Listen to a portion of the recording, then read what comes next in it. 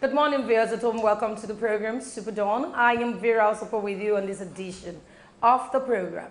2019 is around the bend, and we're going to be looking at the election, how we can get credible elections in 2019. It's very expedient that we begin to look at how we comport ourselves, look at how, even through INEC, will organize themselves with their policies and ideas, because we must get it right in 2019 elections. And away from that, we're also going to look through the papers, get the headlines, and tell you some of the stories.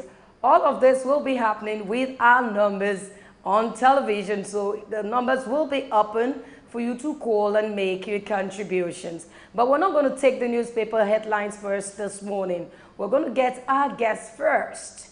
And after our guests, we get the newspapers segment for you. We'll open the phone lines for you to call and make your contribution. Once again, good morning to you. We'll go on this break now, and when we come back, Superdawn, with our guests, we continue. Please stay with us. We'll be right back.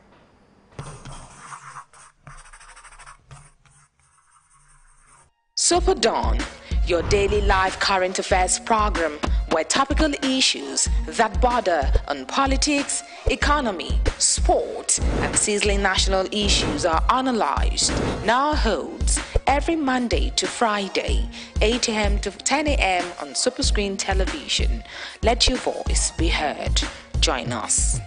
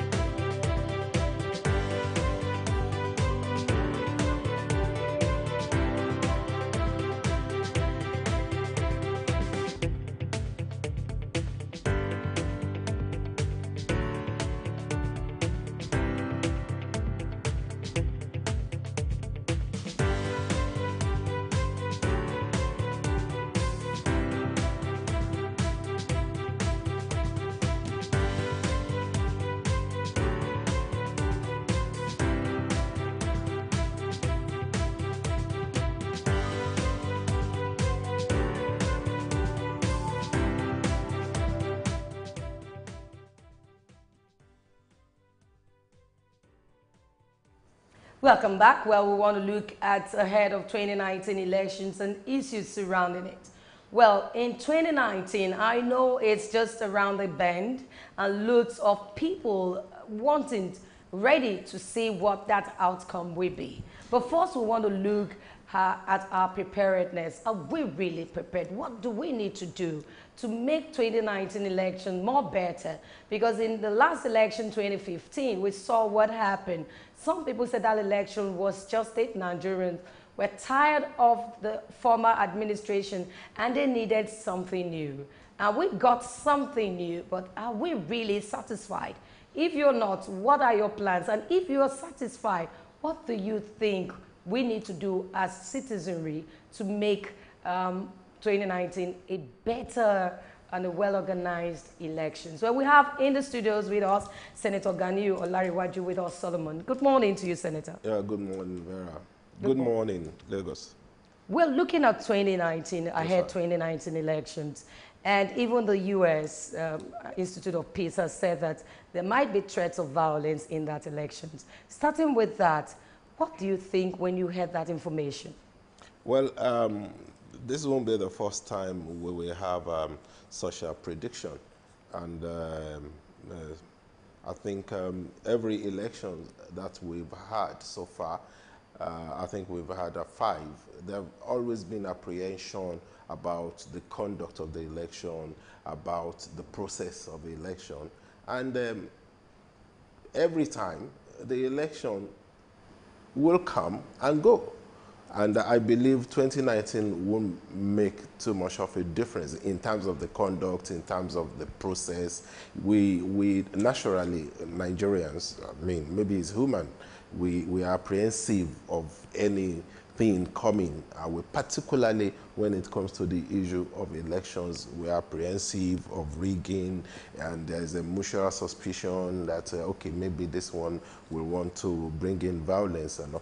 But I also think that the society is better for it, because the 2019 election will be the 6th in the series. Yeah. And I have the position that every election that we've had so far has always been an improvement over the previous one. So I expect 2019 to be an improvement over the previous ones. Okay, going back to the previous elections, the immediate past elections we have in Nigeria, we saw what happened. We brought in new technology pre that elections, and Nigerians were elated that something new technology is coming in. Do you think that helped in that election? Well, yes, it actually helped. You know, when you want to introduce a concept, a new process, you have to start with one election. And we started 2015. And after the election, there were a lot of studies about what went wrong and what kind of improvement. And I believe this is one of the reasons when the National Assembly also passed a bill to say that, yes, card readers must be a part of it. So that means the issue of the card reader is now come to stay. We are taking several, maybe one step at a time. It will come to a stage when we will now have the whole process electronically done. So I believe there is going to be an improvement. 2015, yes, we had issues where some card readers were not working. And we had enough time from 2015 to 2019 to rectify some of these anomalies. They must have done their studies. Now I'm talking about INEC. I don't have the mandate to talk on their behalf. But I believe very strongly that they must have done their own work, know what happened in 2015, where there were instances of some card readers not working. So in 4 years, I believe that they are well prepared to take on. They're looking at a free and fair, credible conduct of election has been really for a long time a challenge in this country, where people doubt results of elections. Looking at that, we want to see what happened in 2015 election. Some people still feeling that was not well conducted. Some people felt, well, people were imposed on them. And that is bringing me to where the role of the citizenry, comes in as a person. You've been a long-time politician. You've been in for some time now. Yes. What will make a politician a better one for the constituents to say, this person is the right person for us, instead of imposing people on them? Well, the system of democracy we have in place makes provision for political party. You cannot assume any political position without being a member of a political party. Even there are provisions in the Constitution that makes it mandatory that you are a member of political parties before you are even appointed to certain position. So, which means the parties are very, very important. And no matter how important the parties are, they are also answerable to the electorates at large. So it's now the duty, the responsibility of the citizenry, the electorate, to make sure that, one, they are armed with their PVC. It is then that they can now say, yes, we have choices. We have 2, 3, 4 parties. Now we have up to 30 parties, and they are all presenting candidates for any particular post. So they now have the choice of choosing out of them.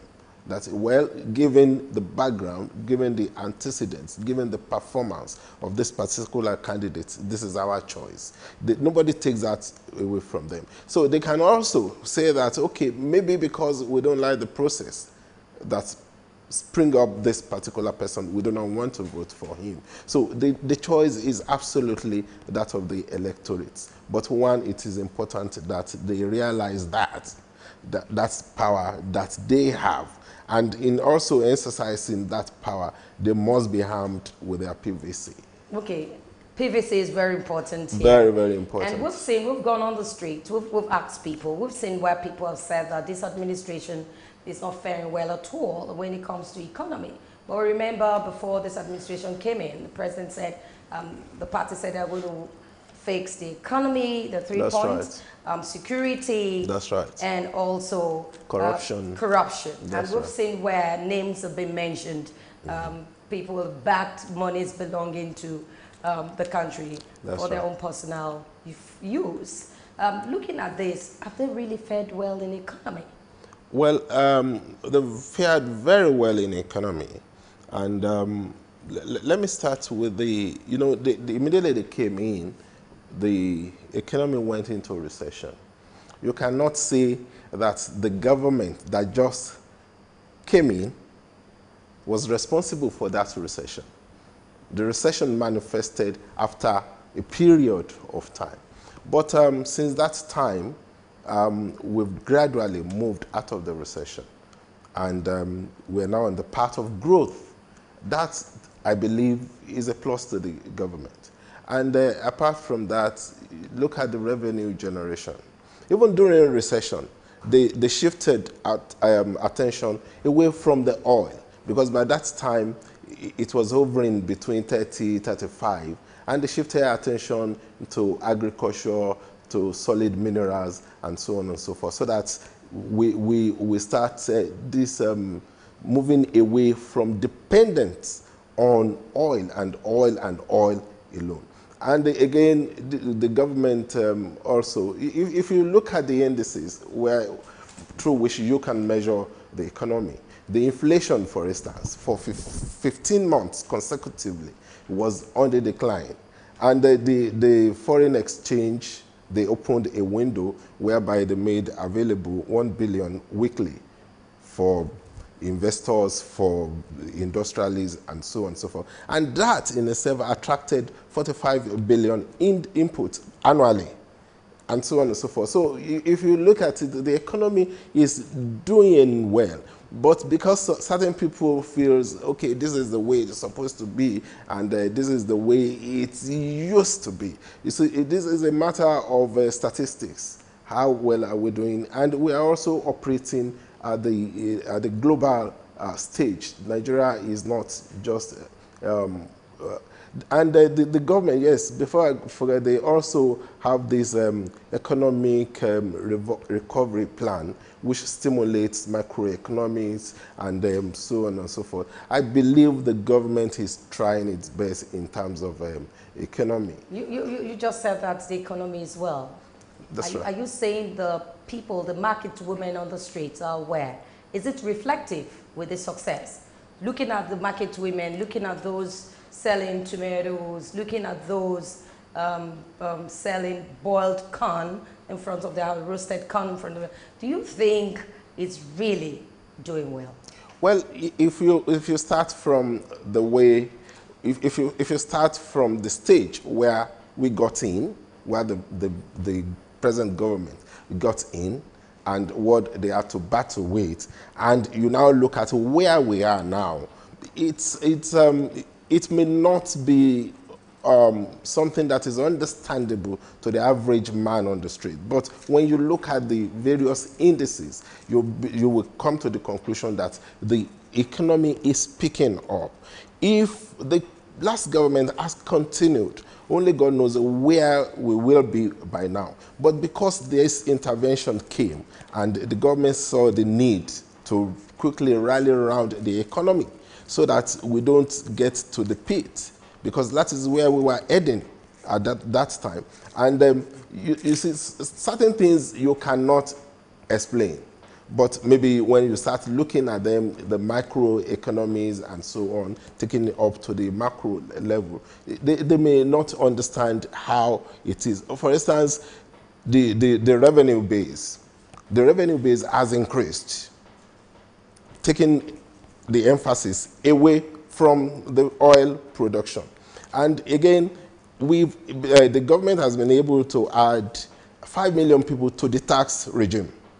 That means revenue from tax is also increasing. So these are the indices that I'm now using. It may not make too much of meaning right now. Meaning, right. yes. The way you're saying it yes, now. particularly to the people on the street, because they go by, yes, what can I buy, what can I get? Because those are the people that are going to cast their votes come 2019. Exactly. But invariably, they will get to realize how it is. They will get to realize that, yes, this government is doing a lot to make sure that things are better. Look, for instance, in terms of infrastructure, in 2 years, this government has dedicated in the budgets a lot of money into the capital provisions of infrastructure, for instance. And the multiplier effect of that is enormous. If you're taking that away, where we will be would even have been worse. But because they are doing this,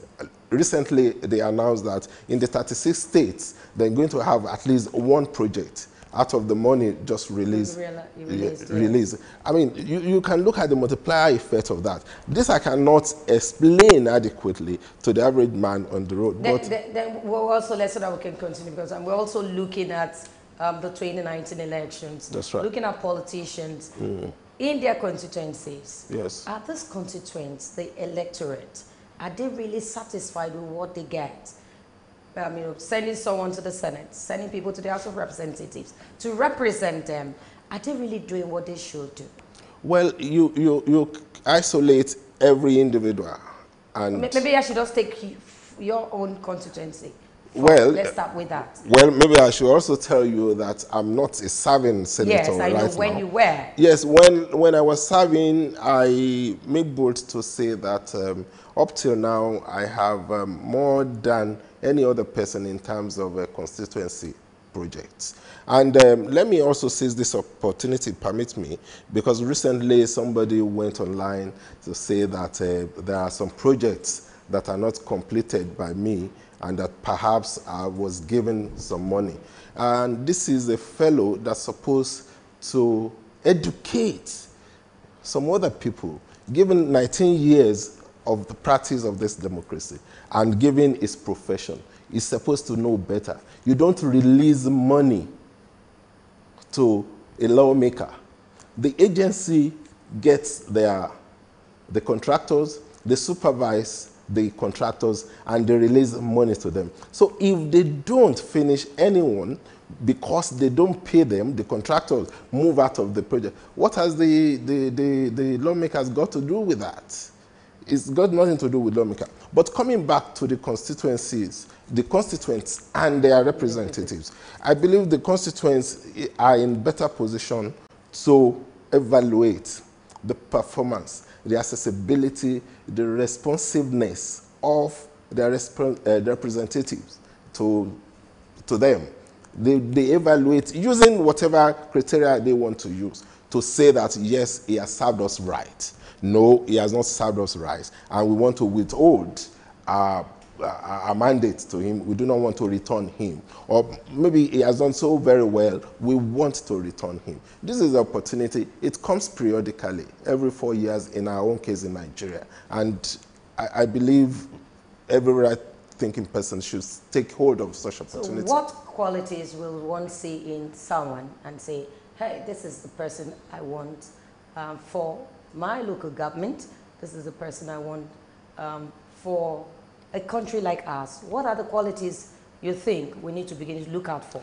Well, your representative must be representing you very well. You mind that word? Must represent you, must be responsive to your needs, and must be accessible. Must be accessible because you have issues you want to discuss with him. It may be personal issues, it may be issues concerning the constituency. And I also said that it must be somebody that is responsive and responsible. I mean, if issues are brought to him, he must see to the end of such issue. And they must have that confidence in him that, look, this is someone we can lean on when we have problems. Because it can't all be rosy. That is why you are there. Because you are, instead of all of us making laws, taking decisions together, we have our representatives. And the representative must reflect what we want. And there's no way you can reflect what your constituency wants if you are not in touch with them, if they don't have access to you. So they must have access, unfiltered access to their representative. So these are part of the qualities expected of a good representative. Do we have ideology about our parties? Do parties have ideology? We've seen where people decamped, you can call it other names, you know, move from one party to the other easily. Some people do that, maybe if you don't give them positions that they want, they just pull off. But do we have ideology? Well, there's a very thin line in terms of ideology, truly, about our political parties. It's very thin line. What you can do, what the categorization that one can actually do is that of, yes, conservative and progressive. That one is widely acceptable instead of going beyond that. And like I said, there's also a very thin line. That makes it very possible for someone to be in a particular political party today and the next day it belongs to another political party. But that is not the trait of progressive party. Progressive parties, regardless of what is happening in your party, you stay put. So, but a situation where you have someone who by nature, by inclination is a conservative and finds himself in progressive party, most times they don't feel comfortable. It's like taking a fish out of water. Okay, we've seen in Nigeria, we've seen also in this administration where we now get to see NPDP. Now we're seeing another fraction, so to speak, permit me to use that, in APC that we think, hey, this is the party we wanted. We all gathered and voted for this administration. What do you think is causing this rancor in our parties? in any association of men and women, there are bound to be disagreement. And I believe for a party, APC, as big as it is, there are bound to be some disagreement. What you're now seeing is some disagreement between actors within the party. And as we are at this studio, I believe the leadership of the party is working to make sure that it's nipping the bud and calling everybody together to see how far they can resolve the issue. Don't you think this is going to affect them in 2019?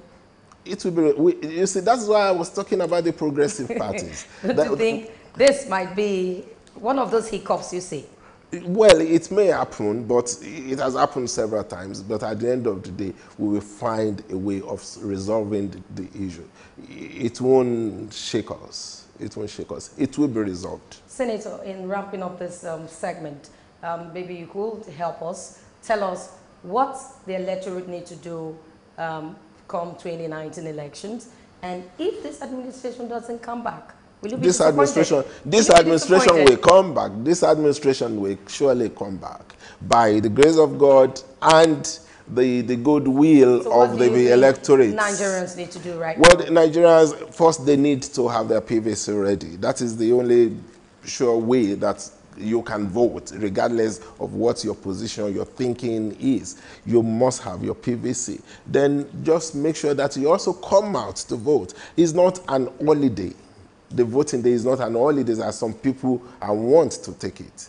It's for you to exercise that civic right, civic responsibility. And it's also an opportunity for you to choose your representative. If you don't participate actively, then you better keep short for 4 years. Don't say anything. Even you can make a wrong choice. I mean, if, for instance, your candidate does not emerge, but at least you've tried. You've demonstrated that this is my preference. And that is it. But if you don't do any of such, you don't have your PVC, you have your PVC, you don't vote, then you don't say anything. I want to thank Senator Ganiu Olariwaju Solomon. Thank you so much for coming on this segment of the program. We're going to invite you someday, open the phone lines for people to call and ask you questions. Okay. Thank you for coming. Well, we'll go on this break, and when we come back, Superdawn will continue. Please stay with us.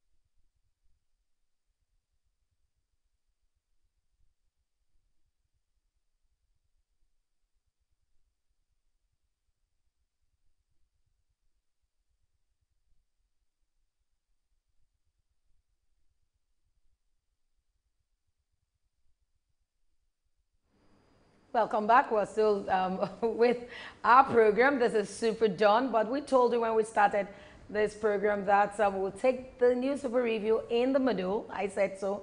That we'll take it after the first guest. And it's time for the newspaper review segment. But before the segment, I think I need to introduce Anthony. Anthony, good morning to you. Yeah, good morning, Avera. Good morning, everyone. Good morning. Good morning to you.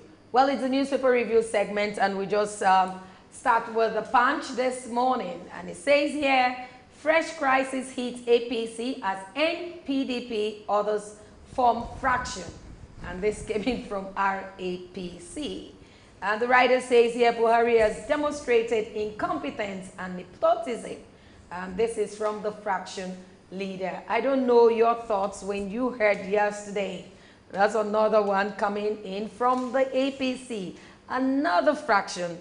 Away from the NPDP, we have other fractions coming in. Well, I guess the new chairman of the APC, Adams Oshomole, should be able to address all of these. This tenure, this administration, is one administration that has had lots of crises, inter-party crises, especially in the APC. So I just feel they should do some kind of restructuring, sort of, to just mend all of this. Anthony is saying doing some sort of restructuring. But I'll take the story. Fresh crisis hits APC as NDP, NPDP, and others form fraction. The aggrieved members of the All Progressive Congress, including members of the default New People's Democratic Party, have announced the formation of a reformed All Progressive Congress. The national chairman of the group, Alhaji Buba Galadima, announced the new party executive at the press conference held at the Sheraton Hotel and Towers, Abuja, on Wednesday. And the group has Dr. Fatai Atanda from Oyo State as the national secretary, and also Kasim from Edo State as the national publicity secretary. Well, you need to get all of those stories in the Punch this morning. Away from that, we also have state police. Dogura gets bail and Saraki meets speakers. And the writers here saying, that's another writer saying, headsmen kill 2 soldiers, injured commander in Nasarawa. We also have in the papers this morning, reps probe Abacha loot recovered by Obasanjo, Yaradua, and Jonathan. Yes, reps are probing that. Well, on page 12, I think I need to also get that story out. The House of Representatives on Wednesday resolved to investigate the roles played by the administration of former President Olusegun Obasanjo and the late President Umaru Yar'Adua and former President Goodluck Jonathan in the recovery of funds looted by the late military dictatorship General Sani Abacha. The probe also covered the current administration of President Muhammadu Buhari, who concluded the latest negotiation with the Swiss government to return $322 million Abacha loot to the country. The former administrations and Buhari's regime are to explain the total fund recovered from the Abacha loot and how the money has been utilized over the years. Still in the Punch, and it's also what we're talking today in our substantive, 2019 elections may not hold, PDP chairman warns. That's not what we're saying. We're just talking about the elections and not that it's not going to hold. The national chairman of the People's Democratic Party, Prince Uche Secondos, on Wednesday in Abuja, warns that the 2019 general election may not hold if the July 14th governorship election in Ekiti is rigged. He said the election must be free, fair, and credible. Anthony? Definitely, it should be free, fair, and credible, even if it's just the governorship elections. But then, is he saying this as a threat that the 2019 election would not hold if the governorship election is being rigged? I think it's just the assignments for the security agencies to be beefed up and other politicians to be more sincere, allow this election to be free and fair so that the credible person or whoever that is voted for can come into power. Okay, from President Muhammadu Buhari here says, we will reorganizing judiciary to fight corruption. We're reorganizing judiciary to fight corruption.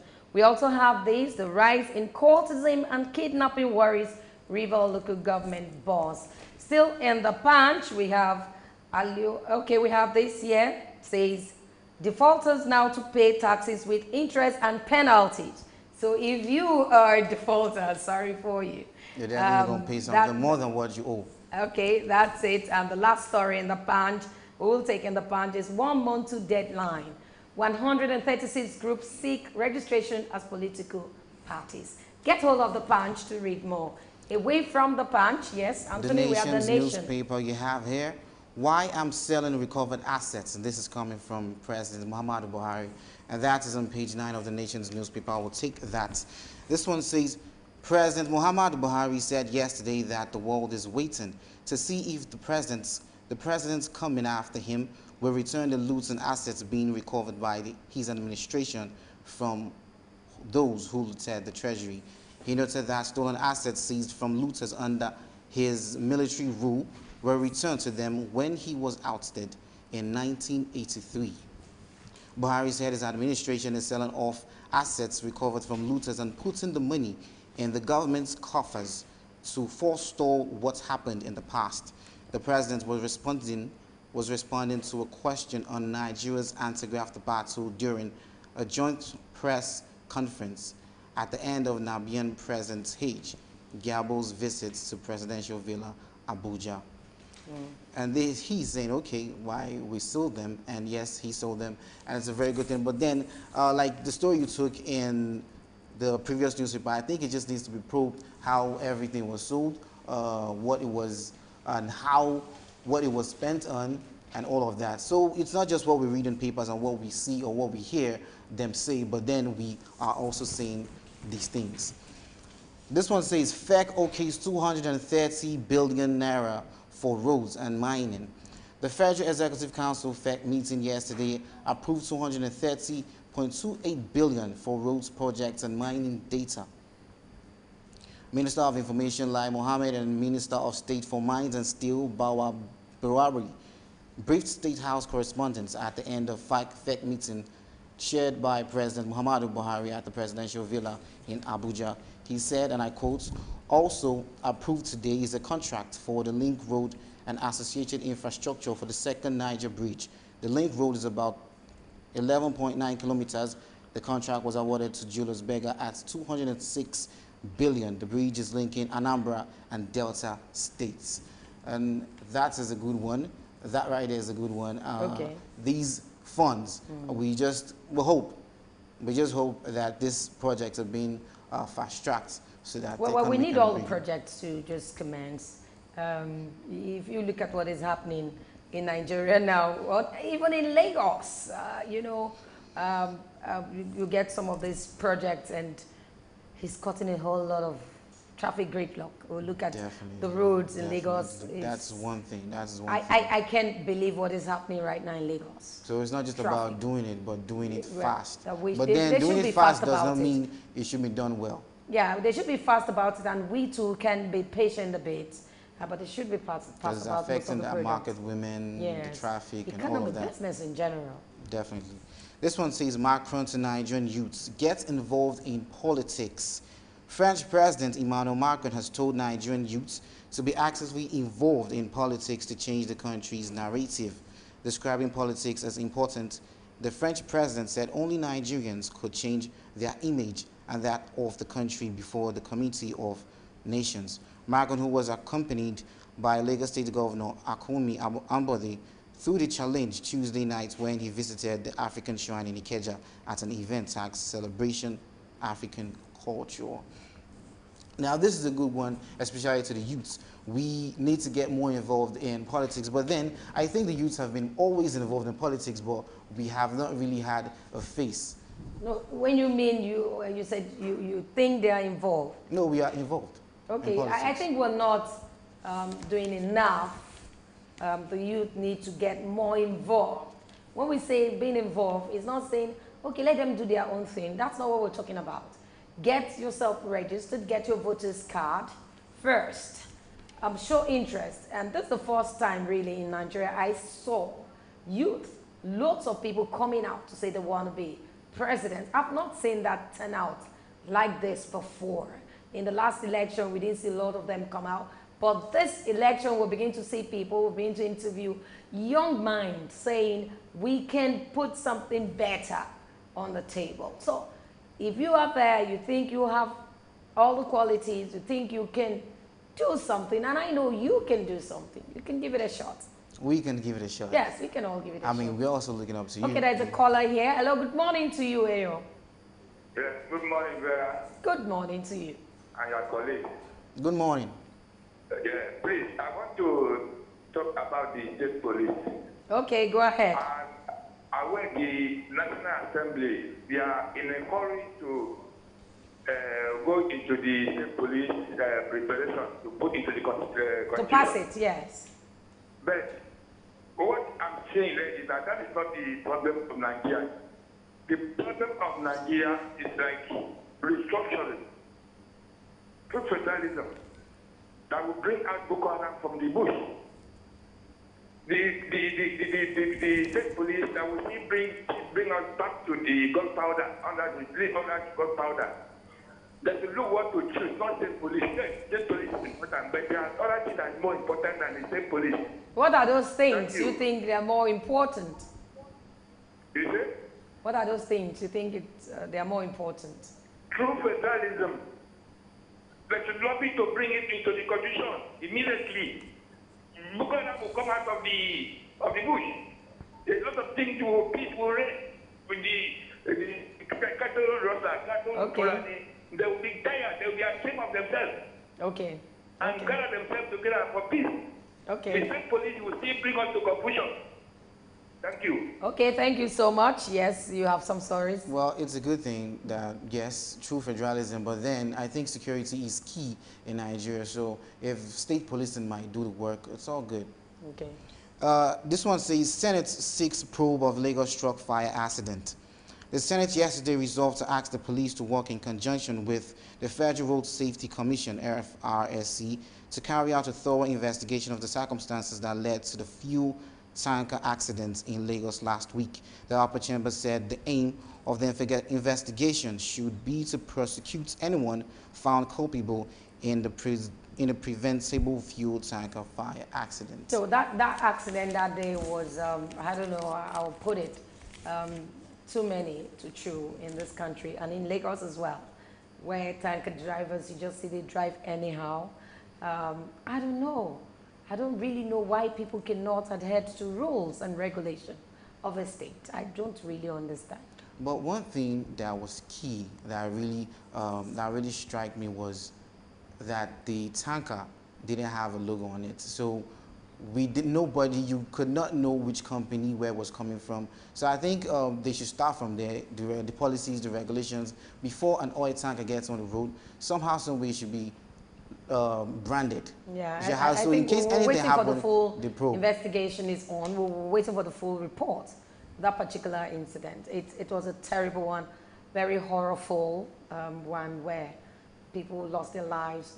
About 40 people lost their lives and about 54 vehicles. I mean, it's just terrible. And it's just really terrible. The NUPENG said 9 lives, but an eyewitness said they took bodies overnight. Well, even if it's a life, one person, the person is very important. Definitely. And this is what I think the authorities, people saddled with that responsibility, need to look into fast. We have speed limiters, we have other things we need to just get to work and get actions. This idea of slow motion of doing things must just stop. Federal government pays over 150 billion naira to construction firms. This one says, DMO, Nigeria has debt management strategy. And you can go on page 11 of the business section of the Nation's newspaper to check to see the strategy that has been given. It's interesting. Okay, it's interesting. But when we're talking about that Lagos fire explosion, okay, I must commend Lagos State for what they did. If you see the action that took place that day, we must say thank you to Lagos State government. Considering the traffic, considering the gridlock, all of that, they were still able to get to the point. They got there, they helped out. I mean, we must commend Lagos State for doing something like that. Definitely. I hope other states will take a cue from that. Yes, moving away from the Nation newspaper, we have the Daily Independent, and it says, crisis consume APC. And one of those writers is saying, aggrieved members pull out. This says, form RAPC, named Buba Gadadima, national chairman. This says, Buhari's administration incompetent. You need to get that. And this says, promise real change. Well, the party is saying they are promising real change. The group is saying they are promising real change. We also have this in the papers. Court orders National Assembly to begin Buhari's impeachment. And the writer here says, we've not been notified of ruling. This is coming from the federal government. We have in the papers this morning, Abacha loot. Reps reject plans sharing of $322 million to poor citizens. And the writer says here, to probe recoveries, utilization since 1998 up to date, and APC cabal plotting to loot $322 million. About loot. Oh God, my God, loads of things in the papers this morning. The second Niger bridge, Buhari okays $206 billion for link roads and others. But there's a caller here, Kayode. Good morning to you. Good morning. Good morning. Go ahead. Please, we don't need any state police. You do not If need. there's state police, the politicians will be intimidating their opponents. They will be arresting their opponents with the state police. They will be driving them. You know, our policemen, they are prone to corruption. So we don't need any state police. They will fight them. Okay. So we don't need any. That's what we have. Yeah. Okay. That's what I'm police. Let's stop it. Yeah. Okay, Kayode, thank you. You don't need state police, but I must say, thank you for calling. I must say it's in the Daily Independence this morning, and I read, Senate lobbies houses of assembly over state police. Oh my goodness. Articles backs National Assembly, the writer. You need to read more on that. But finally, from the Daily Independence, finally, lead us to a better party. Kwara APC tells Saraki. Yes, that's all about that for the Daily Independent. Okay, moving on to the Daily Trust, we have FAC, why revenue dropped despite oil price hike. And this is coming from the NNPC. And it comes with the writer that says, 12 states yet to pay June's salary. INEC, 12 states. I think we need to talk about that. 12 states. 12 in states. Nigeria today, 12 states. I don't know why that keep happening, but I think people need to be paid salaries. Okay, let me just take a story. It's on page 17, the business aspect of the newspaper, the Daily Trust. It says, the Nigerian National Petroleum Corporation, NNPC, has attributed its new joint venture funding arrangement with international oil companies, with which subsequently led to the government's exit from the cash call regime as the reason for the low revenues due to the federation. The monthly Federation Account Allocation Committee FAC meeting where revenues are disbursed to the three tiers of governments ended in a deadlock last week because returns by the NNPC fell lower than expected. The consequences of these, according to Minister of Finance, Mrs. Kemi Adeosun, in her capacity as a chairman of FAC, was that worker salary may be delayed in many states as a result of the deadlock. So the reason why 12 states will not be paid is because FAC has ended in a deadlock. I just feel that the federal government who ended the FAC meeting should take a look into this and Yes. get the workers paid. Workers need their salaries. This one says, INEC, 133 groups await registrations as parties. 36. That's a whole lot. When you have, we have a lot of parties in Nigeria, though we have just We two need major. more parties. Keep coming. Really? Keep coming. Do we? We'll know who, yeah. 136 are waiting. Are you not free to Parties. try? Yeah, if they want to, they should come. That's just democracy. That's it. Okay. Let's allow them coming. Okay. This one says WAEC releases results with 50% success rates, which means only 50% passed and 50% failed. That is not encouraging. So for Which result? WAEC results, Okay. if 1 billion people I don't vote know. WAEC, We need also 500 we billion, we 500 also million. really need to look at our educational standard, our system. We need to begin to go back and check what is wrong. If 50% of people feel something is wrong somewhere, and I think we can fix it. We should go back to those days. I call it good days. I'm not very old anyway, but I call it go back to those days and let's begin to fix things. Education. Okay, go is back very to those important. days and what happened Where those the days? standards are really high. I think those days standards are high. During my time, I don't know if some people did that. I'm not very old. But you cannot just bring papers, exam malpractice is not just as common as it used to be now. We hear where parents have to bribe to put their words in school. All of those things must change. How would you grade a person that graduated from school that cannot even, during an interview? You begin to wonder, is this person, did it actually pass through school or the school went through the person?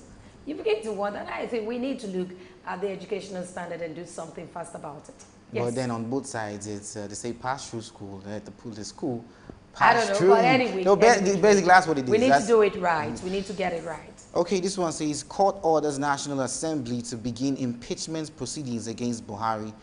A federal high court in Osogbo or Osun State has granted a leave of mandamus to compel the National Assembly to commence impeachment proceedings against President Muhammadu Buhari. A lawyer, Mr. Kami Ajibola, who was one of the two people that went to court over the matter, told Daily Trust yesterday. Okay, I believe that 2019 is close. It's just here. 2019 is close, and if you really want the president moved out of power, then it's just a thing of exercising your PVCs. Go get your PVCs. Get your PVCs. If Definitely. you want this administration to remain, if you feel they've done well, get your PVCs. There's no need to complain. All we need to do is get your PVCs. And do not let anybody deceive you with bags of rice, salt, brown envelopes. Do not let that work for you. It's not going to work. What works is for you to get your PVCs. Sell 4 years with a bags of rice, brown envelopes, for how much? The country? I don't know. But we must wrap up this segment right now. And we will go on this break. When we come back, we will continue looking at achieving a credible election come 2019. Let's go on a break. We'll be right back.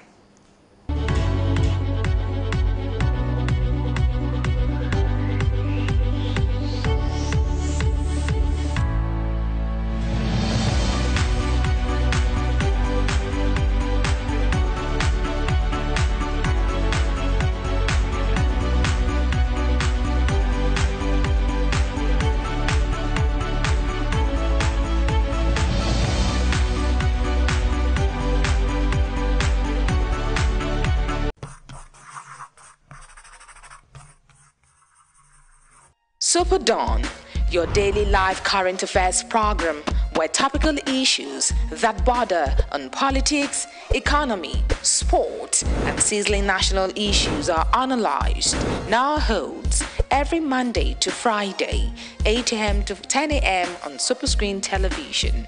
Let your voice be heard. Join us.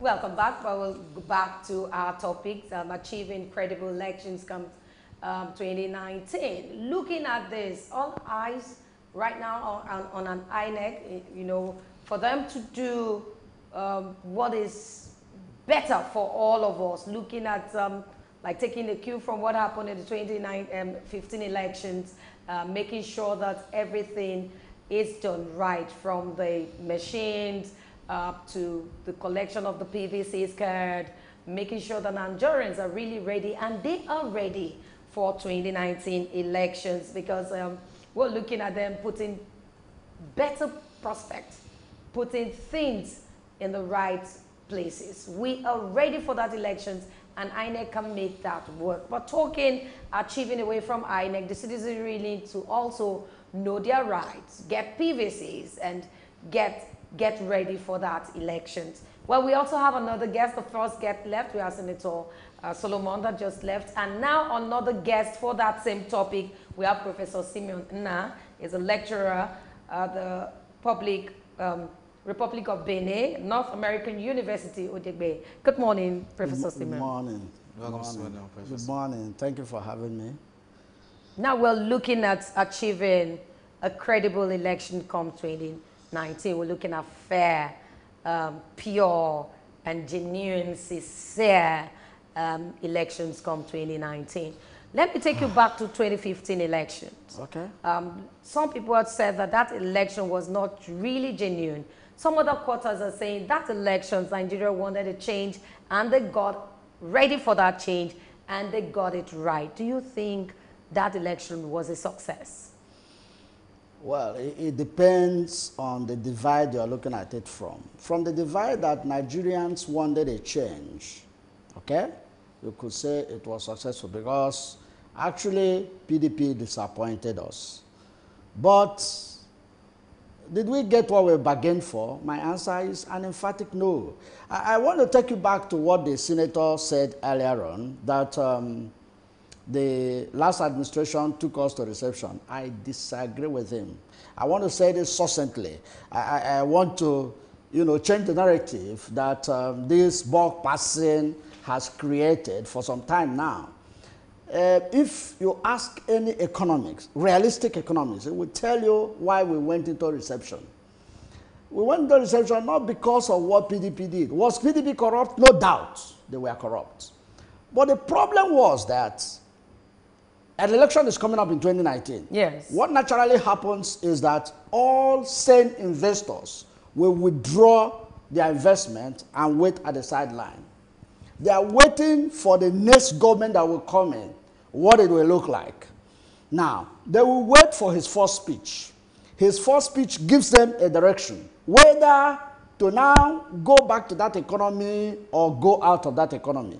What happened in our case? Now, there was a change of government. Expectedly, any sane investor will keep his investments and watch what is going to happen. The government came in, the first speech was flat. In fact, it was bottom open.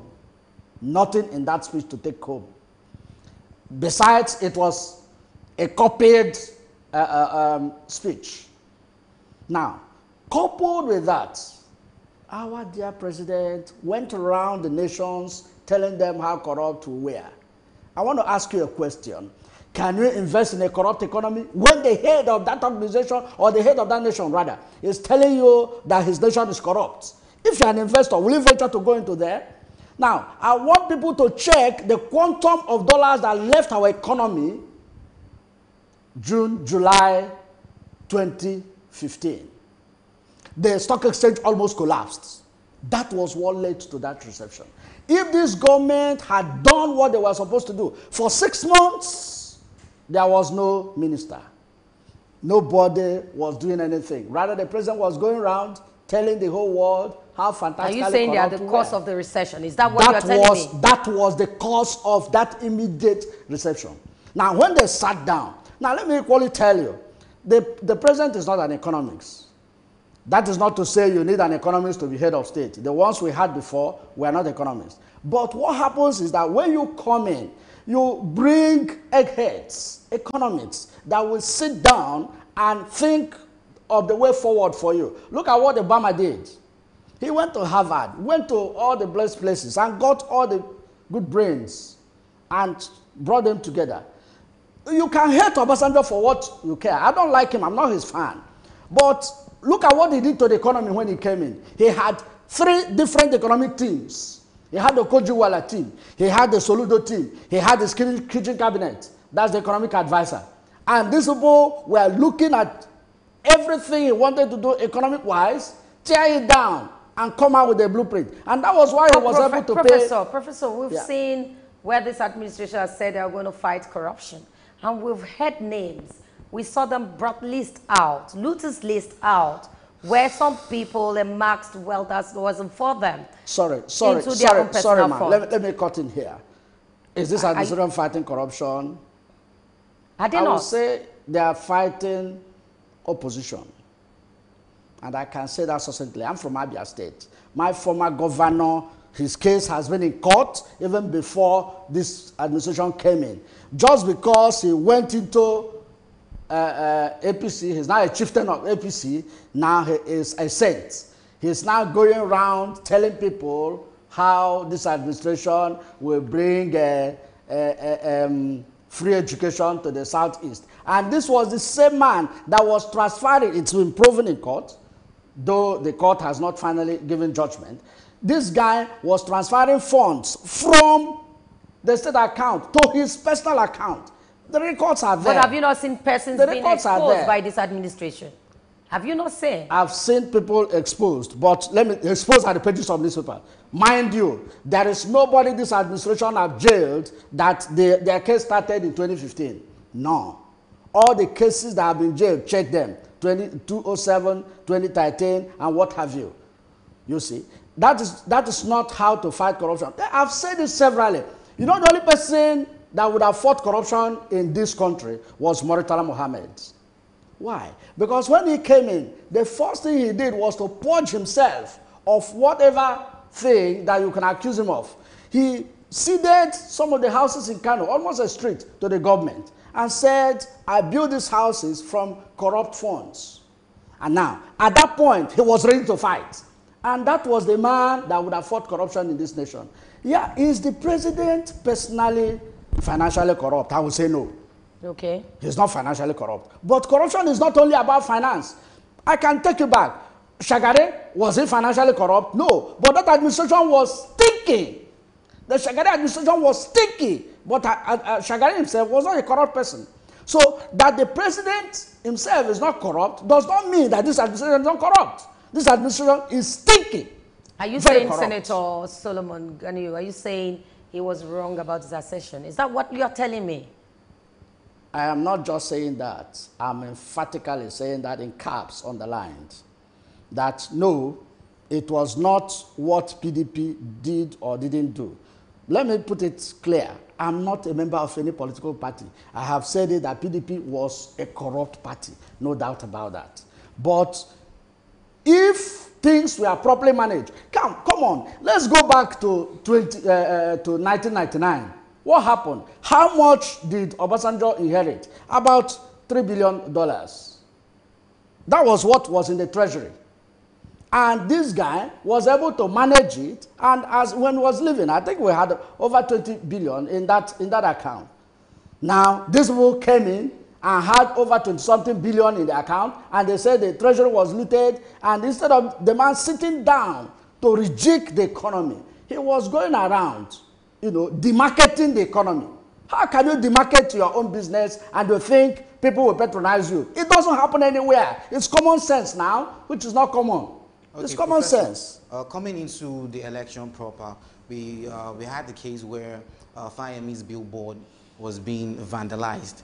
And in Lagos, we've had cases where at the ward level election, one person died.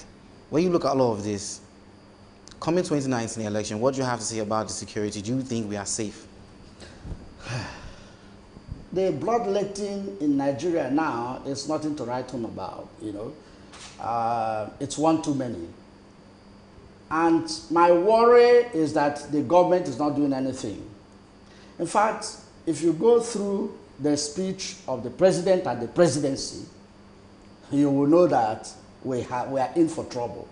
The president went to Jos, and you know what, one of the things he said? He said the killings in Plateau and Benue combined is not up to the killing in Zamfara. Is that what should be telling people that are mourning?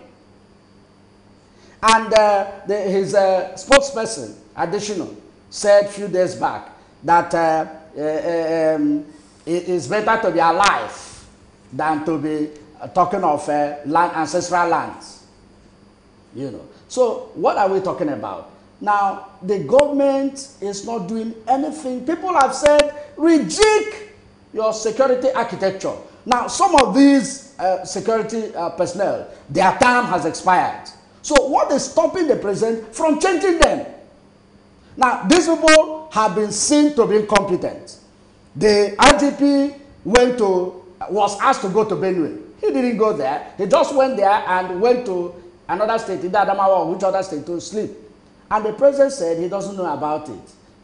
Maybe there are no televisions in Aso Rock, or there are no newspapers. People don't read newspapers in Aso Rock. Because those things, it was reported. And he went there and said he didn't. Okay, let's even assume.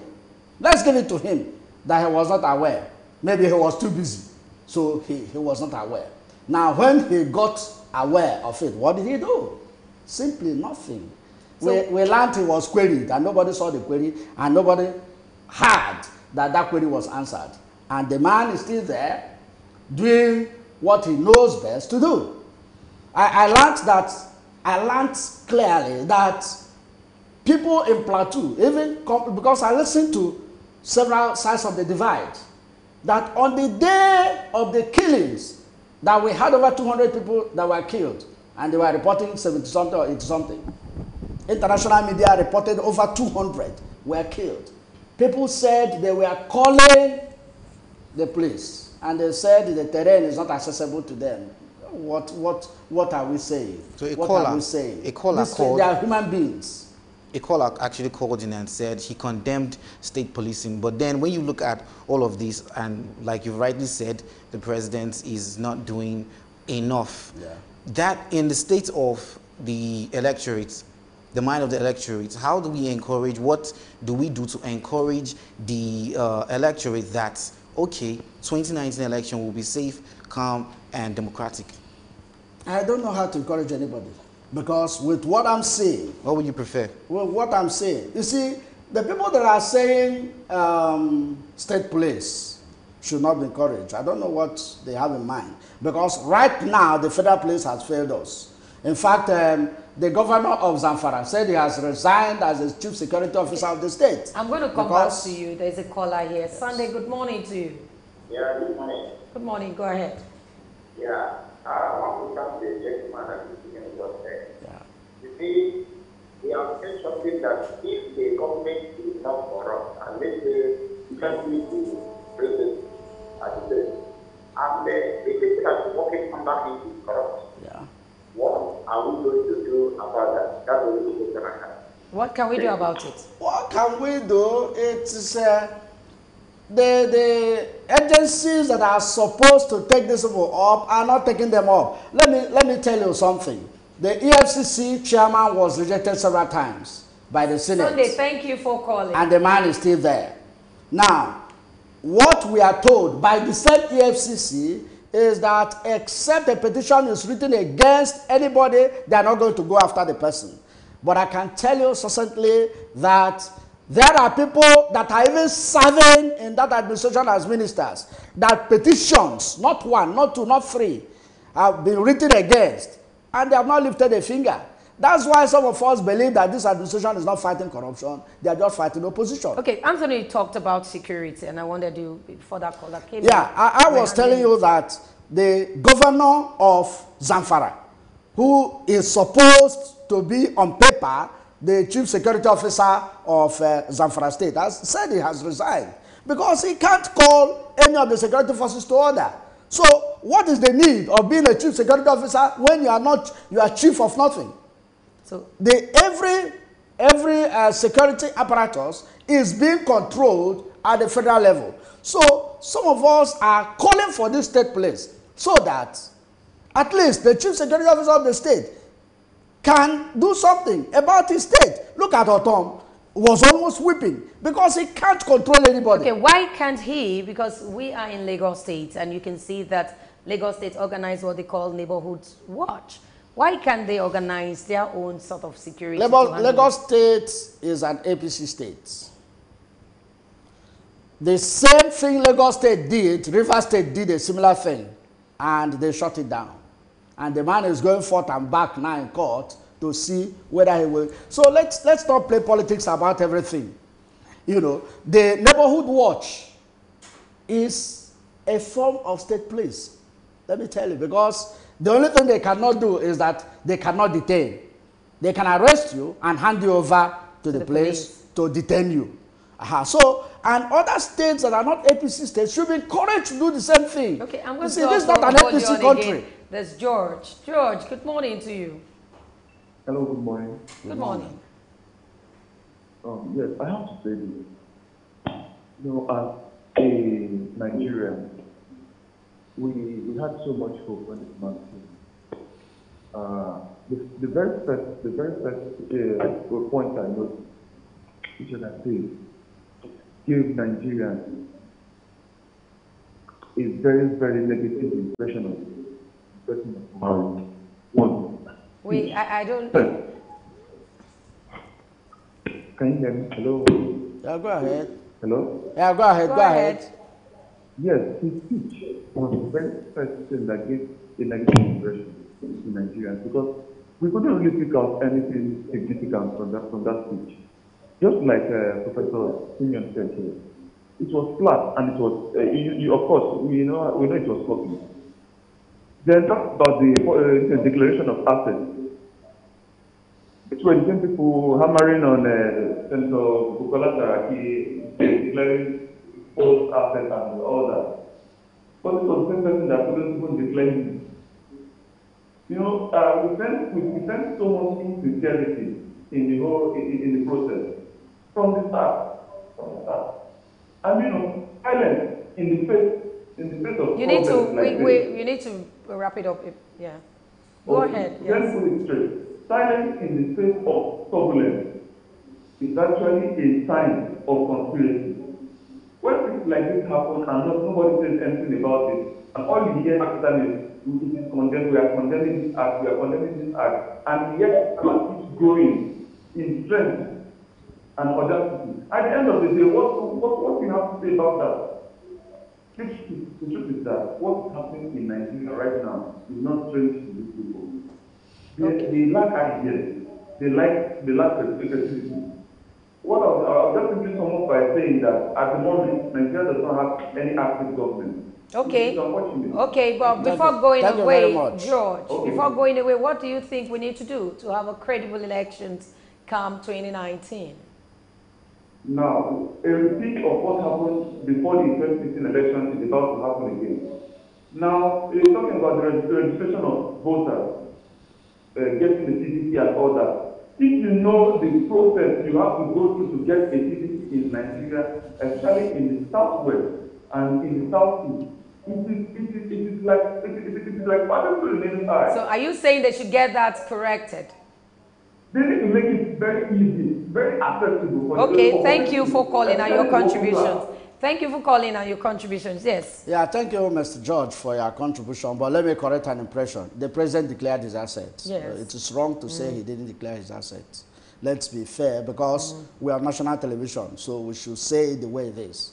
He declared his assets. Okay. Coming into the question. Now, the issue of PVCs and the elections.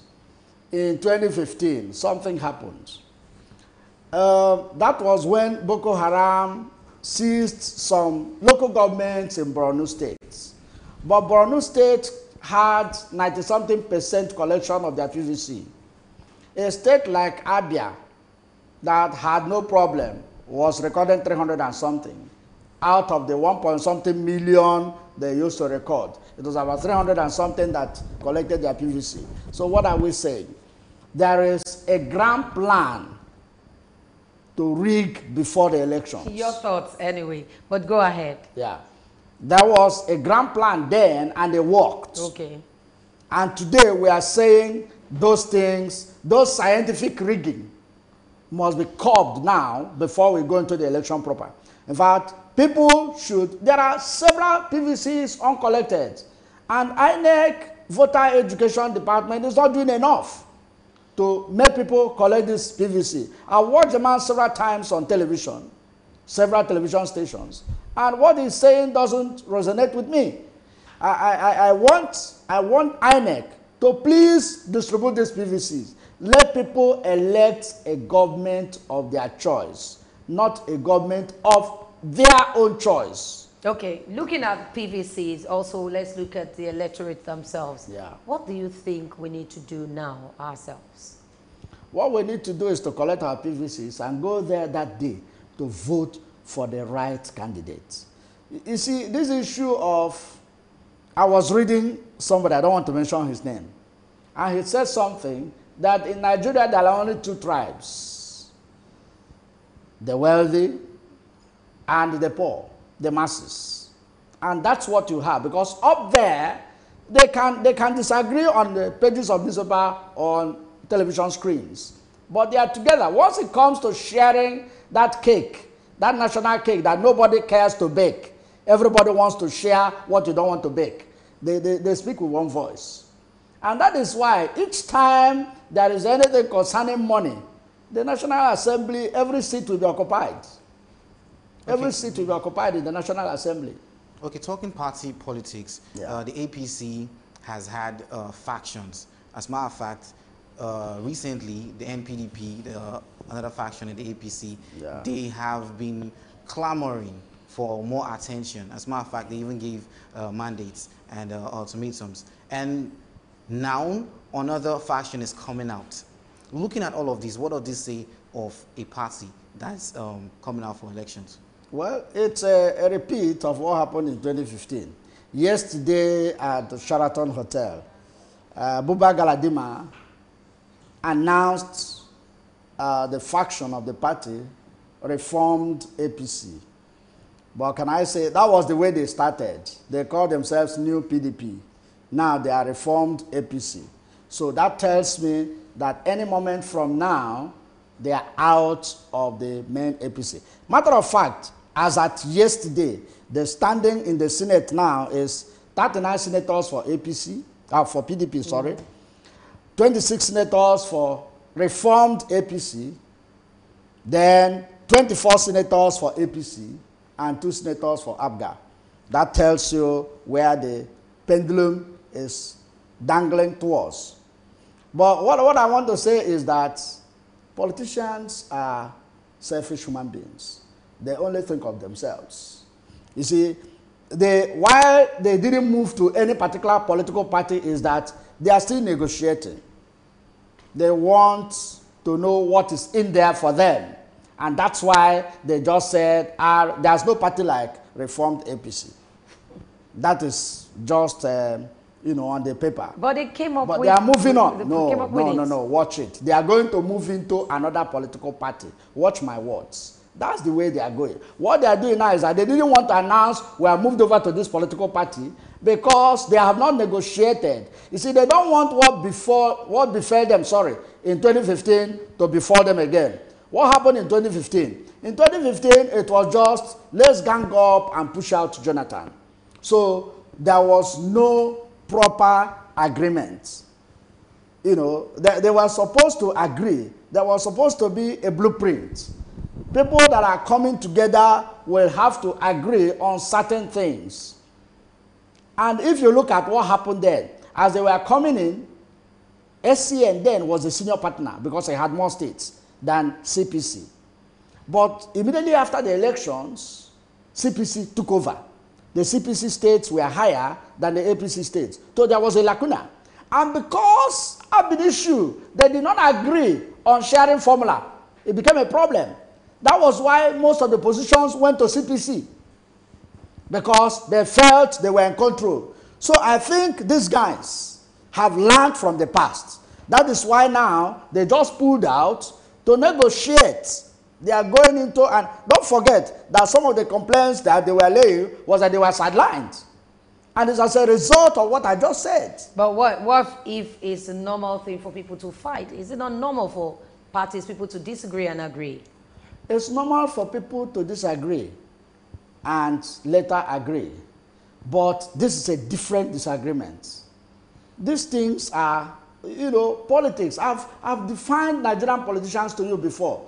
Nigerian politicians are people who don't believe themselves, who get bewildered when others believe them. So they don't, what every average Nigerian politician is thinking of is what is in there for me. That's all. I asked the other guests while we were discussing this same topic, and I think I'm going to push it through to you. Do we have ideology in our parties? Do we ideology? Yes. That is as far as the political parties are concerned, that is a lexicon in the English dictionary. It doesn't mean anything to them.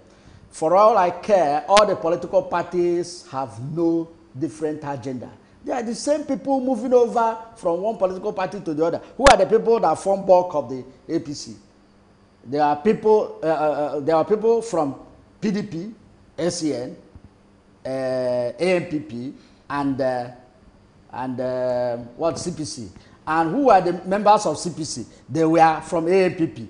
Now, look at the former parties that were formed. Their constitution was written by only one person, the late Bola Ige. Wrote the constitution of almost all the 5 political parties that started this race in 1988, 1989.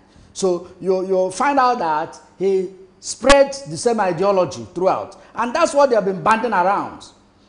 They have not thought it wise to sit down and think of a different framework.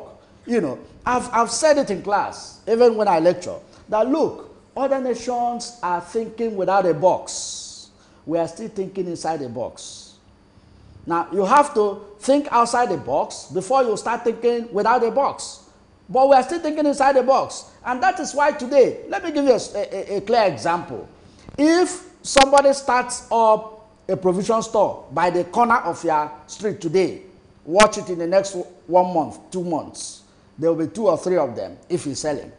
Everybody is doing the same thing over and over again, and we are expecting a different result. It doesn't work. So what do you think we need to do? What do you think we need to do come 2019? What we need to do is that the youth that say they are coming up, this is a microwave generation.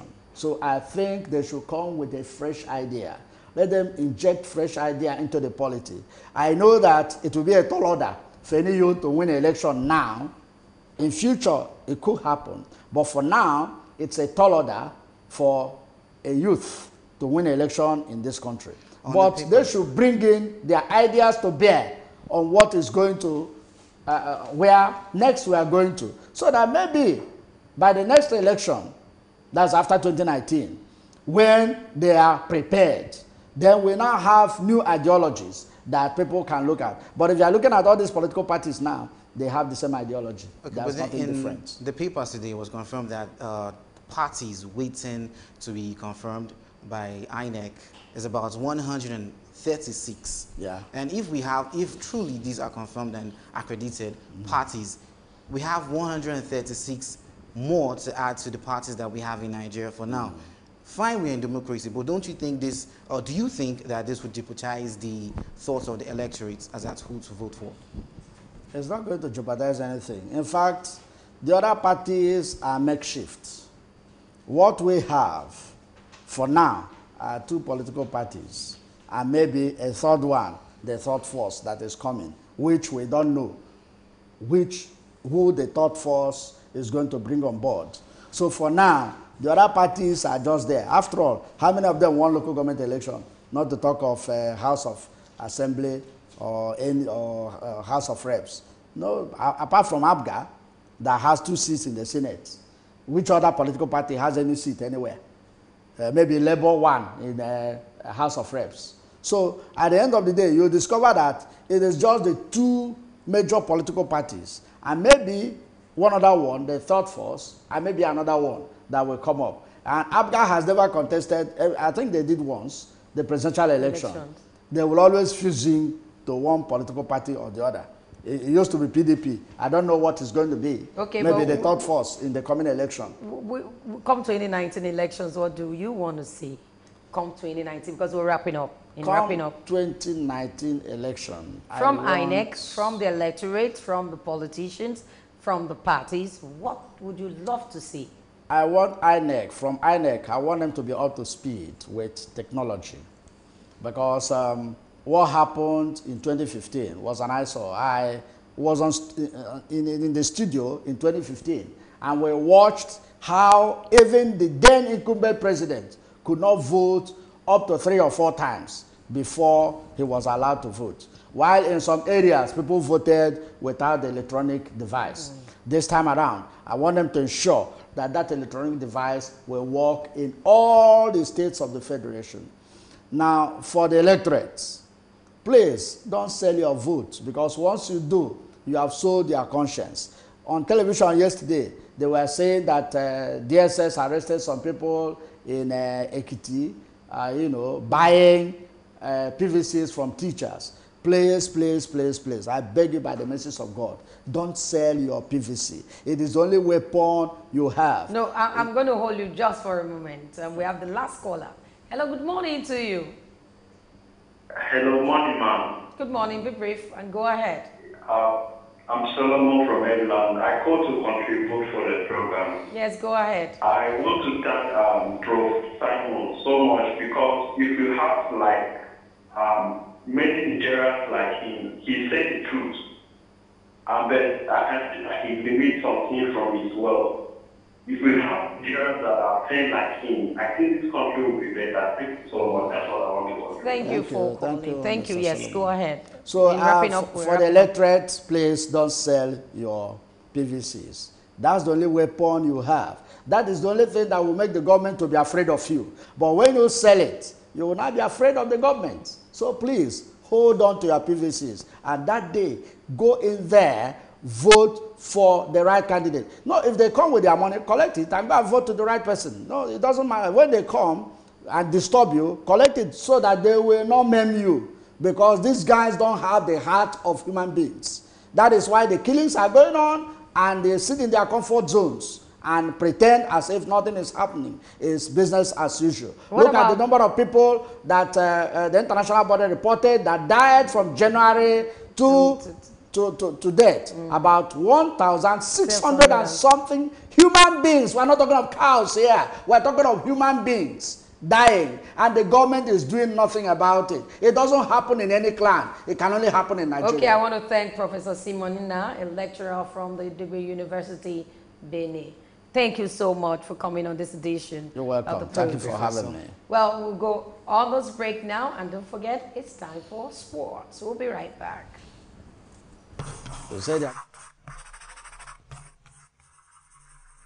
Superdawn, your daily live current affairs program